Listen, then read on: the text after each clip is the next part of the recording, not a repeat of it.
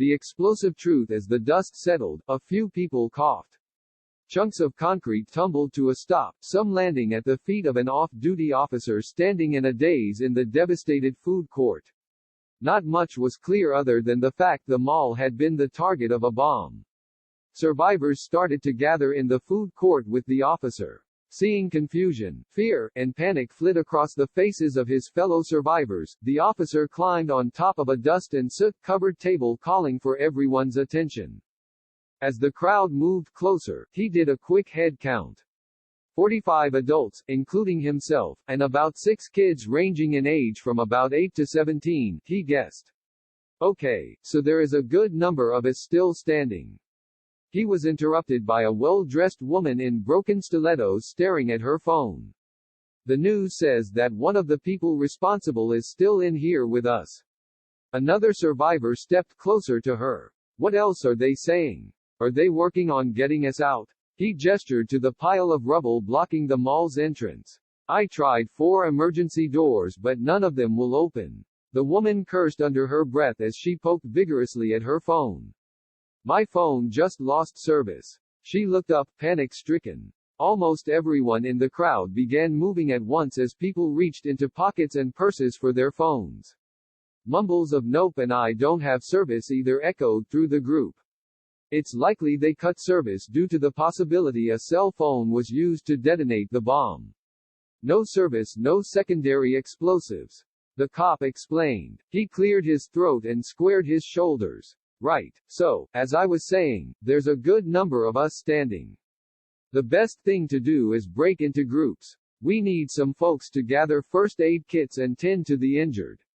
We need others to get food and water. The rest of us need to get tools and shovels and such in order to get through the rubble, so we can get out of here that much quicker. Nods of agreement swept through the crowd.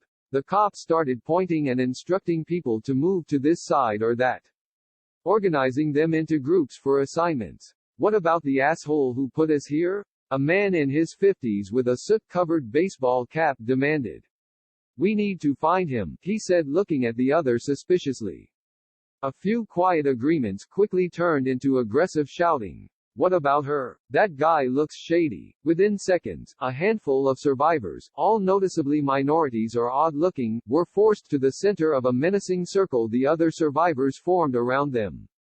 A man in his early 20s with a hunched posture, greasy hair and pimple-covered face, who had gone unnoticed until now, spoke up. We don't know for sure the person or persons responsible or even in here. That news headline was likely clickbait. The media loves using scare tactics to get followers. His extent of his shyness was becoming apparent as his red, ruddy face turned a deeper shade, the flush creeping down his neck and sweat beading on his forehead and staining the underarms of his threadbare t-shirt. We can't act like people. He finally brought his eyes to the crowd with the last word. A woman in her mid-40s throws her arms up, encompassing all around her and exclaims in a British accent, "What are you on about? We are people." The man locked eyes with her, unfazed by her outburst. You, ma'am, are a person. A person has the ability to remain calm, use their intellect and experience, and respond to emergencies with efficient actions. People, on the other hand, often resort to mob mentality. Placing blame is the easy thing to do. But blame is just a way to avoid responsibility. Multiple voices erupted all at once. I didn't blow the place up. It's not my fault. Why should I take responsibility? No one but the coward who blew this place up is responsible. The young man nods and calmly replies, responsibility is made up of 2 words, response and ability. The person who blew up the mall is at fault, yes, but that's not the issue at hand. No matter whose fault it is, we are faced with the aftermath. And each and every person standing in this spot has the ability to respond.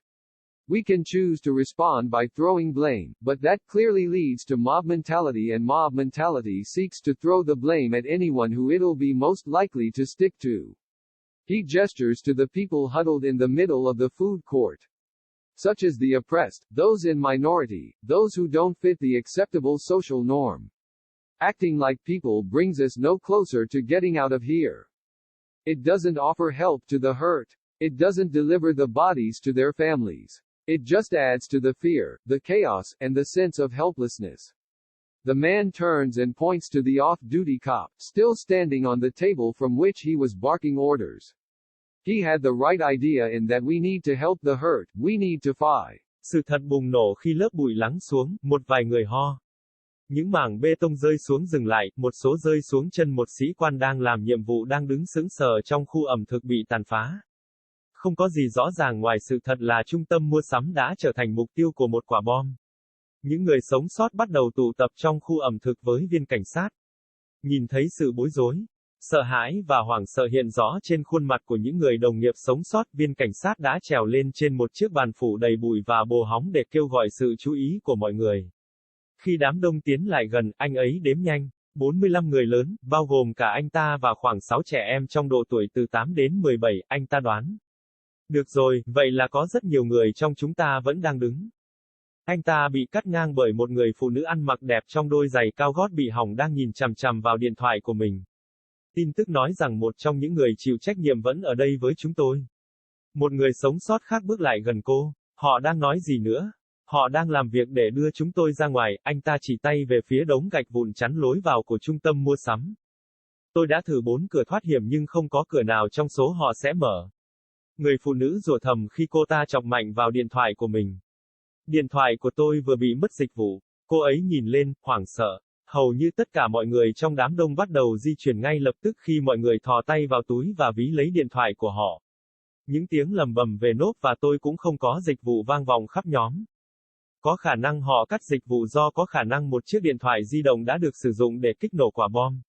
Cảnh sát giải thích, anh hắng giọng và gồng vai. Đúng, vì vậy, như tôi đã nói, có rất nhiều người trong chúng ta đang đứng. Điều tốt nhất nên làm là chia thành các nhóm. Chúng tôi cần một số người thu thập các bộ dụng cụ sơ cứu và chăm sóc những người bị thương. Chúng tôi cần những người khác để lấy thức ăn và nước uống. Những người còn lại trong chúng tôi cần lấy dụng cụ, xẻng và những thứ như vậy để vượt qua đống đổ nát, vì vậy chúng tôi có thể ra khỏi đây nhanh hơn nhiều. Những cái gật đầu đồng ý quét qua đám đông. Cảnh sát bắt đầu chỉ và hướng dẫn mọi người di chuyển sang bên này hoặc bên kia, sắp xếp họ thành nhóm để phân công. Còn cái thằng khốn nạn đã đưa chúng ta vào đây. Một người đàn ông khoảng 50 tuổi với chiếc mũ bóng chày phủ bồ hóng yêu cầu. Chúng ta cần tìm anh ta nói khi nhìn người kia một cách nghi ngờ. Một vài thỏa thuận yên lặng nhanh chóng biến thành tiếng la hét hung hăng. Còn cô ấy thì sao? Tên đó trông mờ ám.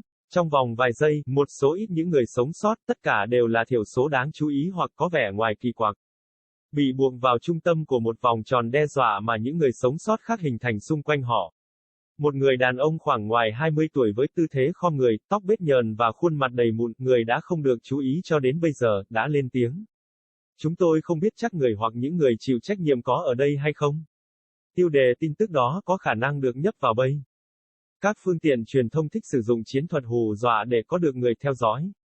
Mức độ nhút nhát của anh ấy ngày càng rõ ràng khi khuôn mặt đỏ ửng, hồng hào của anh ấy chuyển sang bóng râm sâu hơn, làn da đỏ bừng chảy xuống cổ và mồ hôi lấm tấm trên trán và nhuộm màu dưới cánh tay của chiếc áo phông sơ mi. Chúng tôi không thể hành động giống như mọi người. Cuối cùng anh ta cũng đưa mắt về phía đám đông với lời nói cuối cùng.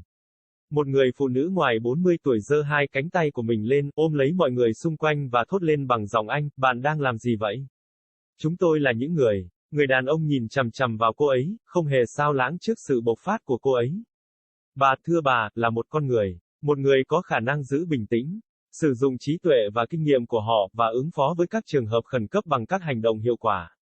Mặt khác, mọi người thường dựa vào tâm lý đám đông. Đổ lỗi là điều dễ dàng thực hiện, nhưng đổ lỗi chỉ là một cách trốn tránh trách nhiệm. Nhiều giọng nói nổ ra cùng một lúc, tôi không làm nổ tung nơi này, đó không phải lỗi của tôi. Tại sao tôi phải chịu trách nhiệm? Không ai ngoài kẻ hèn nhát đã làm nổ tung nơi này phải chịu trách nhiệm. Người thanh niên gật đầu và bình tĩnh trả lời, trách nhiệm được tạo thành từ hai từ, phản ứng và khả năng. Người làm nổ tung khu mua sắm là có lỗi, vâng, nhưng đó không phải là vấn đề. Cho dù đó là lỗi của ai, chúng ta đều phải đối mặt với hậu quả sau đó. Và mỗi người đứng ở vị trí này đều có khả năng đáp ứng. Chúng ta có thể chọn phản ứng bằng cách đổ lỗi, nhưng điều đó rõ ràng dẫn đến tâm lý đám đông và tâm lý đám đông tìm cách đổ lỗi cho bất kỳ ai mà chúng có khả năng dính vào nhất. Anh ra hiệu cho những người đang tụ tập ở giữa khu ẩm thực. Chẳng hạn như những người bị áp bức, những người thiểu số, những người không phù hợp với chuẩn mực xã hội có thể chấp nhận được. Hành động như mọi người khiến chúng ta không thể rời khỏi đây gần hơn. Nó không giúp được gì cho người bị tổn thương. Nó không mang thi thể về cho gia đình của họ. Nó chỉ làm tăng thêm sự sợ hãi, hỗn loạn và cảm giác bất lực. Người đàn ông quay lại và chỉ về phía cảnh sát đang tan sở, vẫn đang đứng trên bàn mà từ đó anh ta đang sủa ra lệnh. Anh ấy có ý tưởng đúng khi chúng ta cần giúp đỡ những người bị tổn thương.